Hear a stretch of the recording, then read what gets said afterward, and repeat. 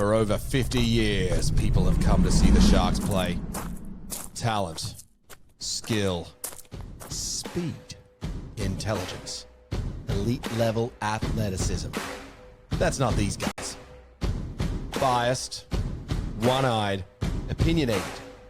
More often wrong than right. They make up for their complete lack of talent with pure dribble, gibberish, and enthusiasm. This is the ET Stand Podcast.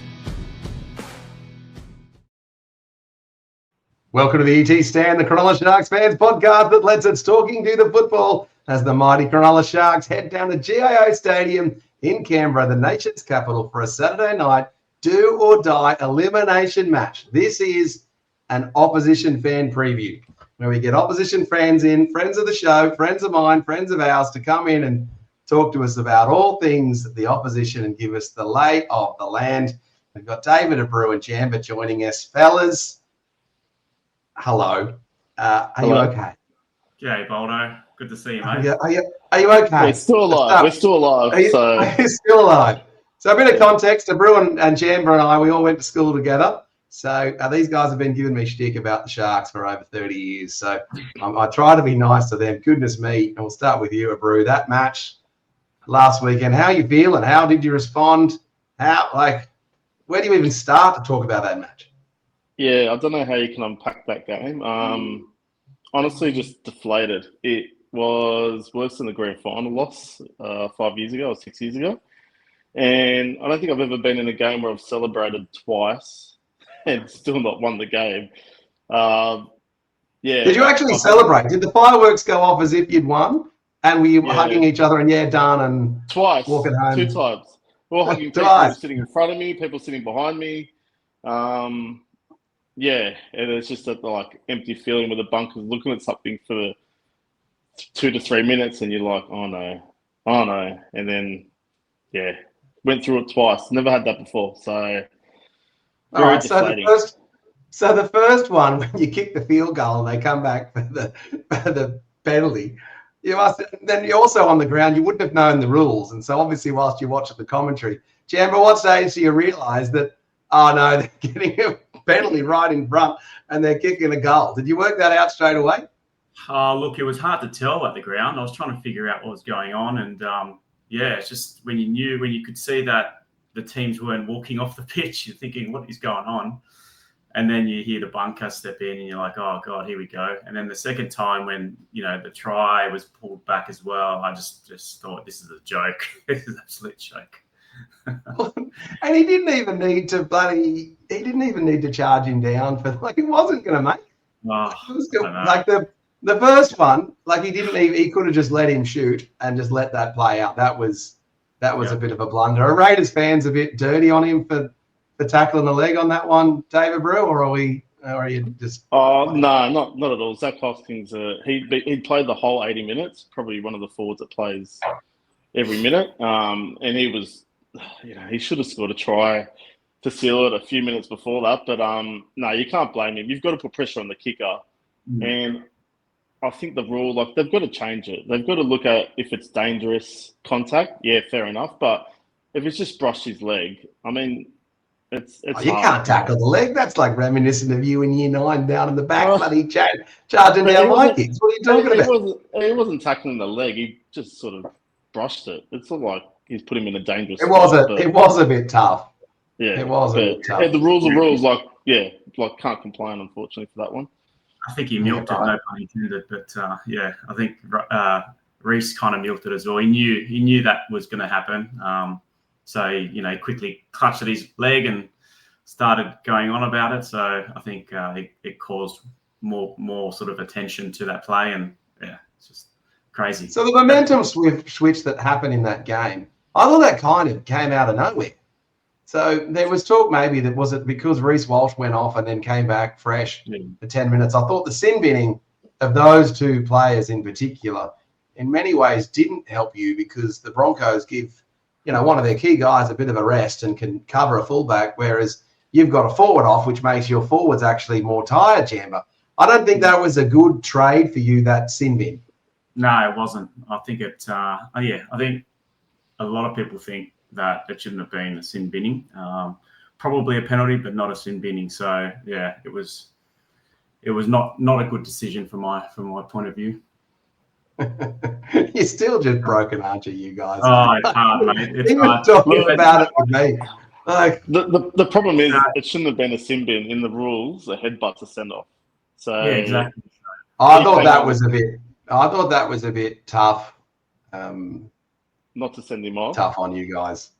Yeah. So it actually gave him a break, and he just Reece just came on and ripped us really. So yeah. So, when the Sharks play the Roosters, I always say that the quality of Tedesco is so much better than any of the other players on the Roosters team. Is it the same for Reece Walsh than the Broncos? He's just so much better than anyone else. And really, it was because the Raiders overall as a team were better than the Broncos. It's just Reece Walsh was the best player on the field. Is that the correct take? Yeah. What'd you take? Yeah, and he swung back the momentum, and his 40-20s as well. It's not just his running game.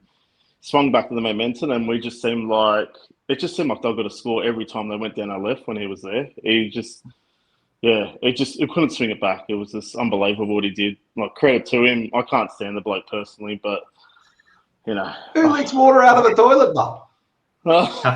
Yeah, mate. If it keeps winning, everyone might start doing it. Might be a trend. Yeah. So what was it? The right-hand side of the Raiders' defense, down the left-hand side of the Broncos' attack. Why was that such a problem in the second half of that match? I don't know. I just think Reece is going down there all the time with his speed, and I just think Jamal and Tomoko sort of kept backing off a bit, and it just opened it up. Like, they need to actually make a decision, go up there and commit to a tackle, but they were backing. And they just went through us all the time. So now, Jamie, your mood after the match. I was going to say, Jamie, your mood after the match. I know the stories of you getting annoyed with 12-year-olds after a Raiders loss. What was the vibe of the Canberra fans in the drive home? Like, is it just dejected? Are you angry? Do you talk? Like, what do you do? Oh, I literally thought, what the hell just happened? I just couldn't even process it, to be honest. It's just like I was just staring out the window all the way back up the highway. I have a fear that I'm likely to have the same drive this Sunday morning. Actually, myself, I'm not counting my chickens, but I think we're certainly in it. All right, well, just rounding out any other commentaries on the Broncos game, Abreu. I guess you probably just want to forget it and just move on to the next. Or any other commentaries on it? It's hard to forget because every time you open up Instagram or Facebook, it's on there. They even made a print of Reece Walsh, like a memorabilia print that you can buy, and that keeps coming up on my feed all the time. I just want to throw my phone. Like, who makes a memorabilia print after one game? But yeah, anyway, I just can't forget it. The only way we can forget it is if we have a good display. If you can beat the Sharks. Yeah, but it must be a massive blown opportunity for you, Jamba, because now you don't get the home semi-final or the home prelim final in the event of beating the Sharks, and you've got one of the two of us is going to have to go down to Melbourne, which is in many ways a fait accompli. It's going to be very difficult to beat them. That's, I guess, why it's also so heartbreaking, isn't it? Yeah, that's right. I mean, it would have been nice to be able to have the week off and then come back and play back in Canberra, but we've got to take the long road now. And yeah, it's not great, but I guess, lucky we're still in it, so we still got a chance. But we'll see how we go on Saturday. Well, you finished first. All right, so the Canberra fans experience, and for Sharks fans that are going down to Canberra, is it what to expect? So the Viking horn thing, right, for example, it's the same sound every week, right? It's not like, it's automated. It's automated. Yeah. So it's exactly the same. The guy's just going to do it the same. He's just got to get his timing right. So sometimes it starts making the noise and they haven't even put their mouth on the horn. So it's all about the timing. So Bradley Clyde's doing it tomorrow. So he's just got to get it Bradley Clyde? Right. Yeah. Is he, Jamba, he's one of your all-time faves, isn't he, Bradley Clyde? Yeah, no, he's great, mate. It's good to see him down there. He was. So did you see him on the Sunday night Matty John show? He was just a shell of a human. Like, he just had nothing to say, and he would have been really good if the poor guy. That must have hurt, because he's in terms of past players, he's as big time Raider as most of them, really, isn't he? Yeah, it Yeah, I doesn't think- get spoken about enough, to be honest. He was a freak of a player. Yeah, he does, and I guess he's in that team with Meninga, Stuart, and Daly, and all those guys. Yeah. Ricky Stuart, your favourite, Abreu. How many photos do you have taken with Ricky Stuart? So for those that don't know, every time Abreu goes to an event or like some sort of football thing, he's been getting a photo with Ricky Stuart. I swear, since you're like 16, how many photos with him have you got? I think I lost count at about 65. 65. No, I don't know, mate. I'm just kidding. I don't know. 65 would make it incredible. It's in double incredible. digits, so yeah. He loves it. He must. He loves He it. must know you by now. I was like, oh, g'day, Dad. He does. So you know. Oh, right. And whose number have you got on hasn't your? employed me yet. Hasn't employed. Have you asked him for a job at Raiders? Mate, I'll be his PA if he wants. Personal Yeah, fair enough. assistant. Go get his Now dry this- cleaning, get his breakfast, get him a coffee. What number Raider is Ricky Stuart? He's 98. Oh, goodness me. You even know that. He's good, isn't he, Jamba? Yeah. Well, it's tattooed on my arm, so just kidding. Oh, is it? No, I'm just kidding. Oh, Everyone knows it's 98 because he wears the stuff with 98 on it. So yeah. Oh, I didn't know that. I guess, Jamba, would you have known that he was 98? Oh, I knew it was 90 something. I couldn't remember it's 98, but yeah. I knew it was a 2-digit number. All right, so getting to the game, fellas. What's worth knowing for a Sydney person going down to GIO Stadium on the weekend? Just 3-hour get drive, what else? Leave early. Why do you Yeah. leave? This year, you've got to go early. The parking situation is like, it's terrible. Like, it's been, I don't want to bag the club, but it's been run by like a new security company, and the way they structure it, it doesn't flow. Like, it's just so clunky. So, Right, so you've got to leave early to get 90 your. minutes. So what? Because otherwise you can take 20 minutes to just park your car. Yeah, so for the Tigers game, which is we're playing for minor premiership, believe it or not, I was there about 50 minutes before kickoff, and we didn't get in until 5 minutes after kickoff. Wow. And we were just outside the car park trying to get in. That is if you just listen to this podcast and that's the only takeaway you get from this, that is like enormously useful information. Yeah. So basically, I'd say you've got to 90 get there an hour. You got to 90 minutes before kickoff. I reckon 90 minutes not to be stressed, yeah. Yeah. Yeah, right. Okay. And then, Jammer, how cold is it going to be for the Sharks fans on a Saturday night in Well, it's September? looking like it's going to be a maximum of 14 degrees. So by 7 p.m., 8 p.m., I reckon it's going to dip below 10, mate. So it's going to be freezing. And even last Sunday, that was a day game, and I could feel the cold starting to settle in the afternoon. So rug up.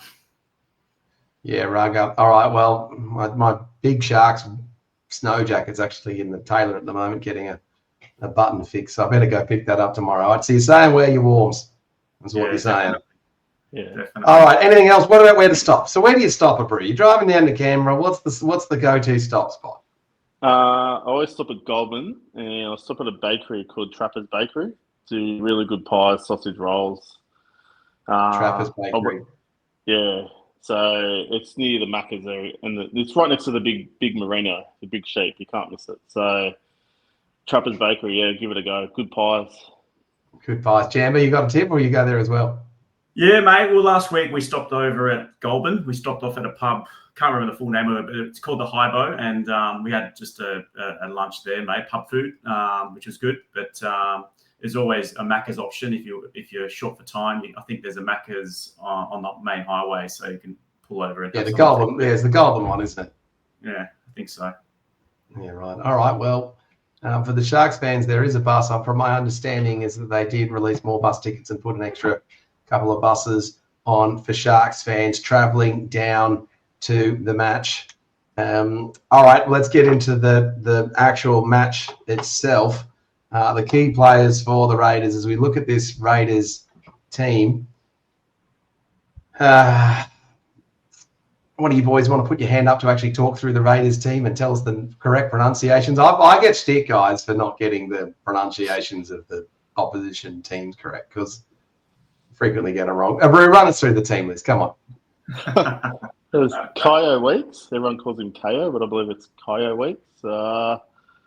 Tamale, got Matt Timoko, Sebastian Chris, Jed Stuart, Ethan Strange, Jamal Fogarty, Josh Papali'i, Starling, Tarpany, Young, Hosking, Horsburgh.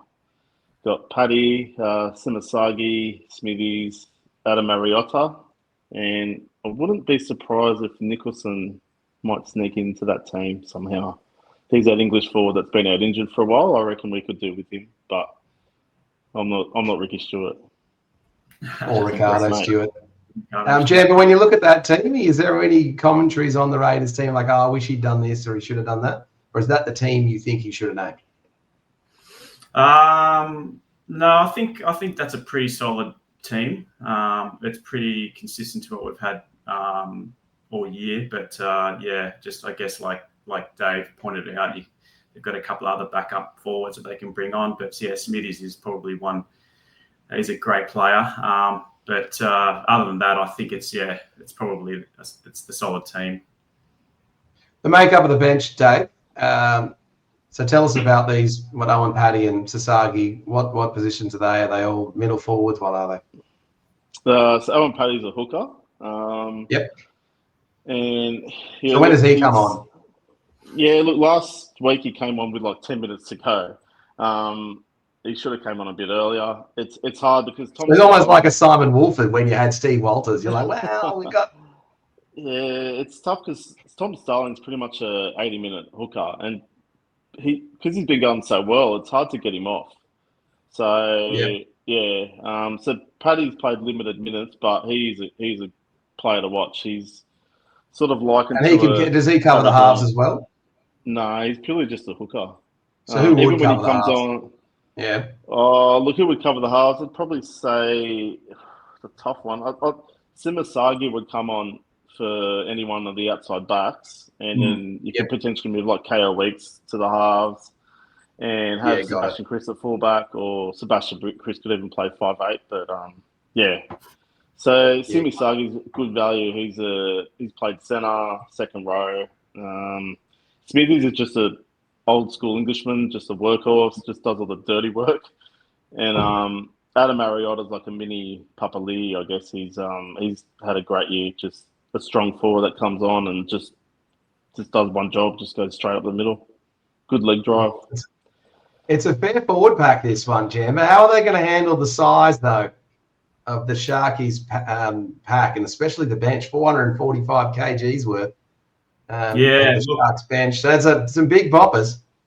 Yeah, no doubt. The Sharks do have a massive forward pack. It's going to be interesting to see how they both take on each other on Saturday. But I think we can handle it, mate. I think we can. Now Fogarty's going to Manly. Is that right, Dave? He's off at the end of the season. He's off. Yep. How's your feeling around him and the energy around him as a halfback? Is everyone still behind him, or what's his stats? No, after last week, he's copping a bit of criticism. I think. Well, he missed the kick, didn't he? He missed the kick. He missed a pretty easy field goal, and I think you don't want to be too critical. It's hard being a half, but the last play in normal time, he just kicked it out, put a grubber in, and gave him 20 meters start, and basically they got into a position where they could kick a field goal or attempt to kick a field goal, which they got a penalty off. So I think Jamal was better off kicking to their try line and then trying to make it work out from their try line, but instead he just put the ball out, just a little grubber into touch. Wasn't really. They were just trying to close out the clock, and there was still 30 seconds, and we ended up losing. So I think his game management there just needs to be a bit better. So yeah, a lot of pressure on him. All right, sounds like the sort of thing if Nico Hines had done that, the press would have been all over him. Oh, Nico can't handle the. Yeah, right. So exactly right. Well, Strange he's just fast, isn't he? He's just elusive and pretty dangerous player, Jamba. Yeah, look, he's got a lot of speed, but he's also very strong.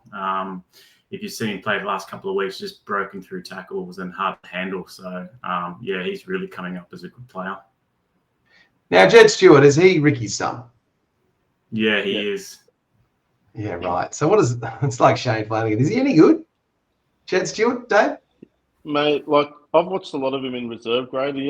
He's come from a rugby sevens background, I think, but I've watched him in our reserve grade, and like doesn't stand out, just standard player. But the way he's come into first grade, it's been unbelievable. And I think Ricky's been harder on him. He was like 18th man all last year. Like just never got a game, but was always 18th man. So he was always going to be close. But I'm very surprised how he's come along. He's been awesome. Like in Mudgee, he was that guy that got the kick, anticipated it off the goalpost. Oh, yeah, right. And then ran that and then found KO Weeks. Yeah, it's just little things that he does. He's been pretty good this year. So, right. yeah.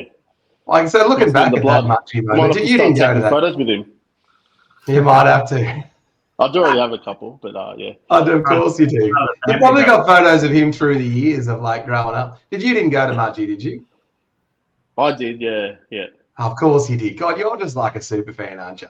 Las Vegas, Mudgee, Canberra. Goodness me, it's a good. I bought the tickets to Mudgee a while ago, but I wasn't sure if I was going to go. And then when it turns out, because Penrith were coming, I think, second last at the time, so I'm like, yeah, I'll go to Mudgee for sure.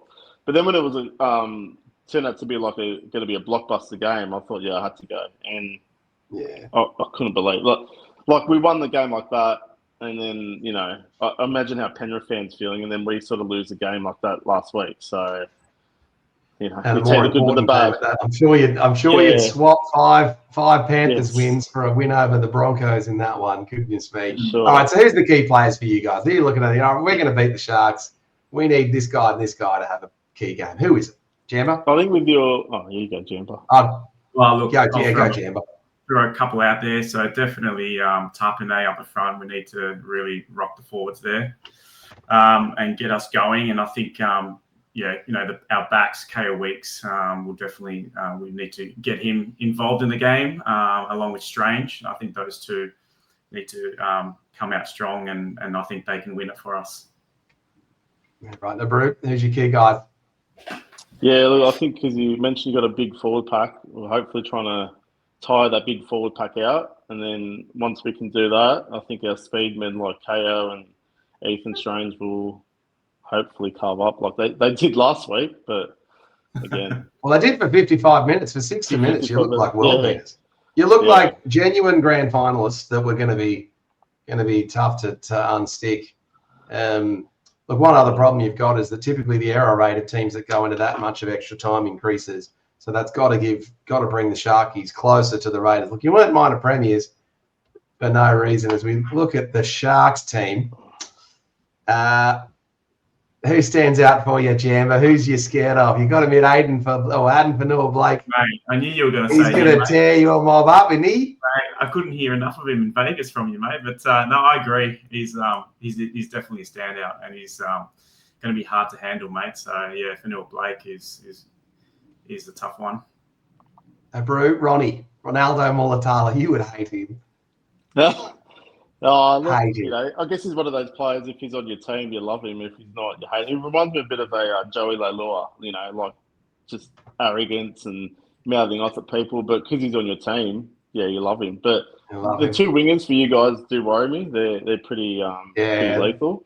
And Fanua, if you compare the teams, they look pretty equal. I think our bench, one advantage we've got is the 80-minute nature of Blake Brayley is one advantage.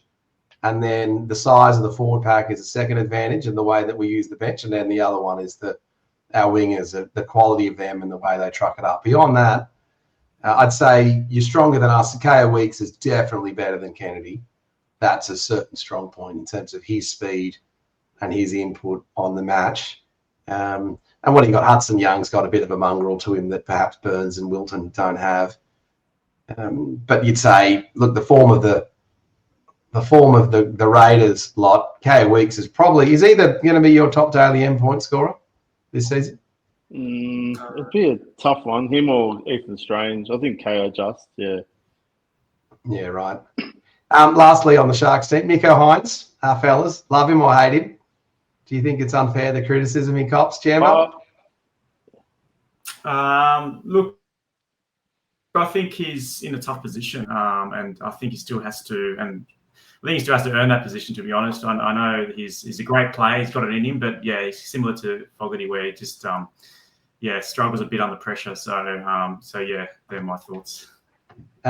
Dave, last question first try scorers or any gambles? You work for Tabcorp. I don't know how involved in gambling you are these days.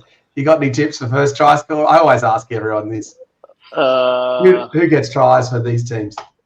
Tough one. I think, I don't know. I usually like an edge forward, so I might go Hudson Young. Hudson Young. All right, fair enough. All right. Gamble Now, responsibly. before I get gamble responsibly, before I get your tips off you fellas, just one other little bit of fun I like to do. Who do you think is the all-time greatest ever Sharks and both Raiders players that have played for both? There's a couple of obvious ones. Any spring to mind? Oh, Scott Sorensen? No, I don't know. There's like two clearly obvious ones.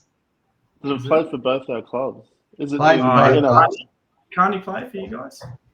Yeah, I was thinking Todd Carney. Maybe. Todd Carney is definitely one. He played for us. I think he's one. I reckon the other one might be able to pip him is Josh Dugan. I think he's the other one who played for both. Yeah. I remember those two. We had so much hopes on Dugan and Carney. So did we. Did they ever play in the same team? Yeah, they would have. No, they did for you, didn't they? They did for us, but for the Sharks? Not for the Sharks. They never played for us. Yeah, Dugan. Carney was well gone for bubbling by the time Josh Dugan turned up. I tell you, it's still funny. I was working in America and they said, NFL footballers, they're so dumb. And I'm like, no, they're not. I'll show you a dumb reason for a footballer to get sacked by a team. It's still the most amazing thing I have certainly ever seen. All right, boys, your tips. Who wins and why? Last day. You can go first, Dave. I'll take. Are you going to win? One. Raiders by one. Look, I'm more confident beating the Storm in Melbourne than I am beating the Sharks tomorrow. Don't know why. Maybe because we like going down to Melbourne in finals and beating them. So yeah. I was actually more confident if the Sharks had finished fourth playing the Raiders in first of beating the Raiders then. But in this match, I'm less confident. I'm not liking our chances. So Abreu's on Raiders by one. Jamba? Mate, I reckon it's going to be close, and I'll put it down to 2 points. One more point than Dave. 2 points. You're a kick or something, yeah. 2 points to the Raiders. All right. Well, fellas, before I let you go, I'm just going to make you listen to the show.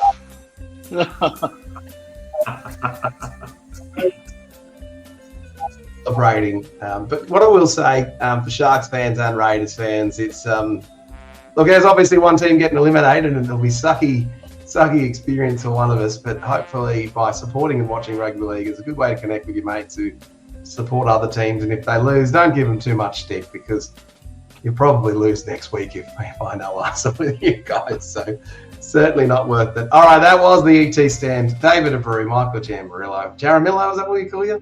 Jaramillo, yeah. Jaramillo, I just call you Jamba.